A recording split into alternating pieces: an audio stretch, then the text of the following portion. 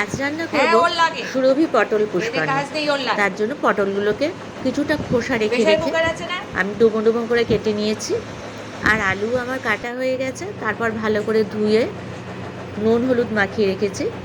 এবার কড়াইতে তেল দিয়ে দিলাম। কড়াইতে আমি সাদা তেলই ব্যবহার করেছি রান্নার জন্য। তারপর আমি হলুদ মাখানো আলুগুলোকে একে একে সব ছেড়ে দিলাম তেলের মধ্যে, দিয়ে একটু নাড়াচাড়া করে তারপর ঢাকাটা দিয়ে দিলাম। রান্নাটা খুবই সুস্বাদু হয়। এটি লুচি, পরোটা বা রুটির সাথে খাওয়া যেতে পারে। আলুগুলো ভালো করে ভাজা হয়ে গেলে আমি তুলে নিলাম। তারপর তাতে আমি পটলগুলোকে সব দিয়ে দিলাম। পটলগুলোকে সব দিয়ে একটু নাড়াচাড়া করে আমি ঢেকে দিলাম। কম আঁচে আমি পটলগুলোকে ভালো করে ভেজে নিলাম।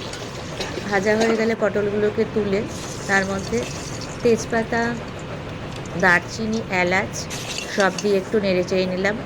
আগে থেকে ভেজানো গোবিন্দভোগ চাল আর কিশমিশগুলো দিয়ে দিলাম। সেগুলো আগেই ভেজানো ছিল। তারপর চালটা সব দিয়ে দিলাম। চালটা দিয়ে ভালো করে নেড়ে চেড়ে নুন আর হলুদ দিয়ে একটু নেড়ে তাতে জল দিয়ে চালটা আমি সেদ্ধ হতে দিলাম। আমি ঢাকা দিয়ে দিলাম চালটা যতক্ষণ না সেদ্ধ হয়। তারপর সেদ্ধ হয়ে গেছে এখন আমার চালটা।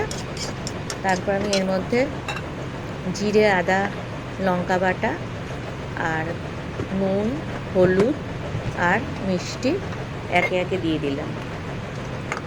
তারপর এটা চালটাকে নাড়াচাড়া করলাম যাতে মশলাটা মিশে যায় চালের সাথে।